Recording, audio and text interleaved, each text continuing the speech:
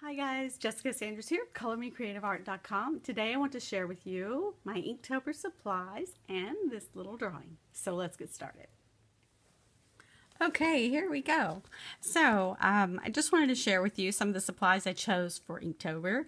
Alcohol ink month for me is over, although I still have some demos that I'll be sharing throughout the next month or so. Some mini demos. They're only, like 1 to 3 minutes long. They're very short and they're very informative. So I hope you'll check that out. But now it is October and it is Inktober, and I'm really excited. This is my first year to participate. And so I thought I would share with you today my supplies that I chose. I did a little bit of research. I did a little bit of brainstorming, and so if you don't know what Inktober is, it was started by Mr. Jake Parker, who is a cartoon artist, a comic artist, maybe you would call him, in an effort to improve his drawing and improve his inking skills. And basically what you do is you draw something in ink. You can add to that if you want to, but just draw something in ink and share it with hashtag Inktober.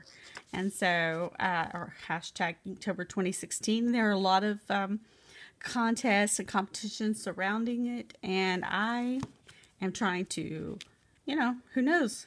You never know. I'm just trying to participate, and hopefully I'll win something. That would be awesome too. Okay, so let me get started with my supplies, and then when I'm finished with the supplies, I have a little demo of the drawing that I did for Inktober Day 4, which is today. So the first thing I wanted to do was make this super simple. In order for me to complete a 30-day challenge, I know for myself it needs to be simple. I'm really busy. I have a lot going on. I have a family. I have a business, art business, and of course my blog and my website. So super simple. So keep it super simple. That was my motto. So I chose to do a small series on these artist tiles, and these are designed to use with ink, pencil, pastel, watercolor, gel pen. They're 300 GSM. They're pretty sturdy. They're very smooth, and I actually really like the effect I'm getting with the pens I chose. So that was my first thing to do, was limit my size. They're 3 by 3. They're small. The next I thought, okay, what am I going to draw? So I did some little sample drawings. Well, actually, I guess the next thing I thought was what I'm going to use to draw. And I tried a few things. I tried out Pitt pens and my Chameleon markers. I knew I wanted to use my Chameleon markers, my Chameleon pens that I just got. I knew I wanted to use these, and so I wanted to explore alcohol markers, so I thought this was a good time to do that. That's how I decided on that. And I needed a pen that would work with the markers, and I found that the Pitt pens will smear.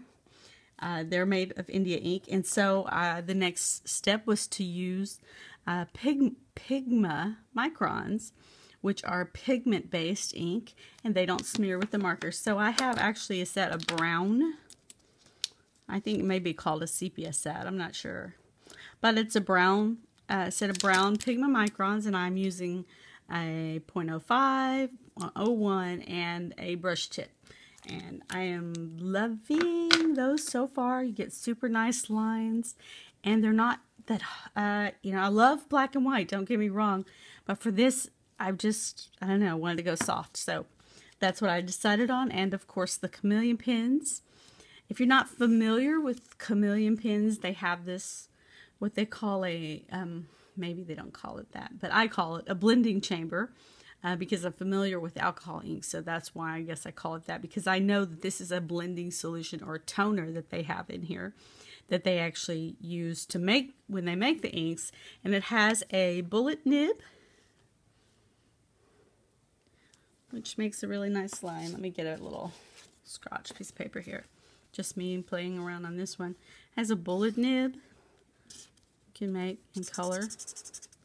Okay. And has a Japanese brush nib, which is pretty flexible. And actually, the sets come with extra brush nibs. And it really, this has been my nib of choice so far. It really lays down the color nicely, and you can see how it blends really easily on this card. Back to the mixing chamber. So it has the blending chamber, and what you do is you take your tip and you just basically put it on so they're touching, and you hold it vertically. And you can count anywhere from 5 to 10, 15, 20. The darker colors you need to hold longer if you want them to be really light. And so then you get gradient color. And so for me, this is so awesome. Right now that paper is just wet. Also, you need to hold them a little bit vertical. And so you just color it out.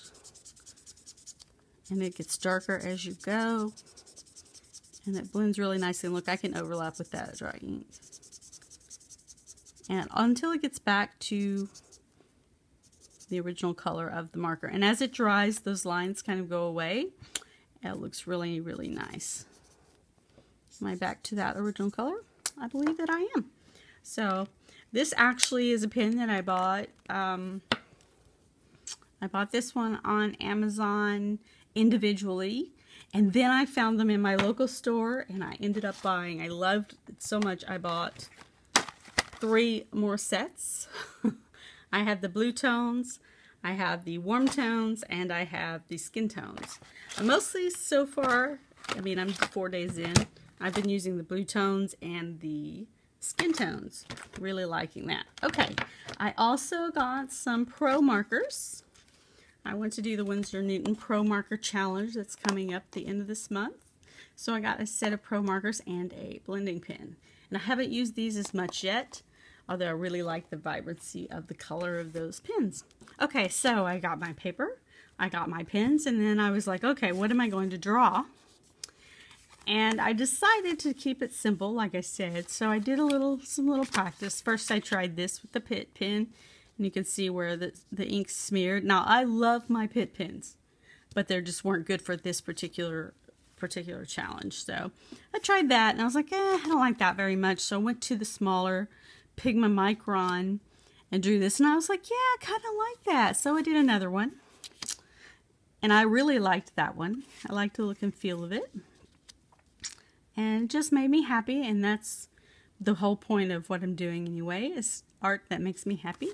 And then I did this little smiley, and I was really happy with that too. And so I decided I would just use these 2 as my inspiration for the Inktober challenge for Inktober 2016. So here they are. And these I did back in September when I was doing my brainstorming. So that's how I got ready, and those are the supplies I'm going to use. I made a list of all of the hashtags that I wanted to use. I may add to this list, but for contests and for pins and things like that. And so those go on my Instagram. And then I started doing my drawings when October came around. This was day 1. And it turned into a clock, and I thought it was super cute, and it made me really happy. And that's when I know to stop. I know to stop when it makes me happy. So that was super cute. And I used, you can see the brown tones. I used the Pigma Micron to get the really super dark brown. And you can see the blending with the Chameleon Pens, the gradient color. Then I did this one. This is day 2. And I also, this really made me happy. And day 3. And this is today's drawing, which I just finished and I recorded for you. The others aren't recorded. So I'm going to share that. So I want to encourage you, if you enjoy art, just, I guess, if you don't want to do Inktober, sure, I understand. It's a commitment. I actually only committed to 20 drawings, not 31, because I know I'm going to be on like a little vacation coming up this week, and I knew I wouldn't have time to do 31. So I thought, I can do 20. That's a pretty good round number, and I would choose to do that. But if you choose to do it, make it simple, make it doable, make it where it makes you happy. Because why in the world would you make art? Why would you make art? Why would you paint? Why would you draw? Why would you color if it didn't make you happy? if it made you stressed out, if it made you unhappy, if you didn't enjoy the process, why would you do it in the first place? So that's a major motivation for doing this, is just to make you happy. So I encourage you to try it. I'd love to see and hear what you have to say. And if you have any questions about the pens, about the drawing, or anything like that, just let me know. Okay, thanks. Bye.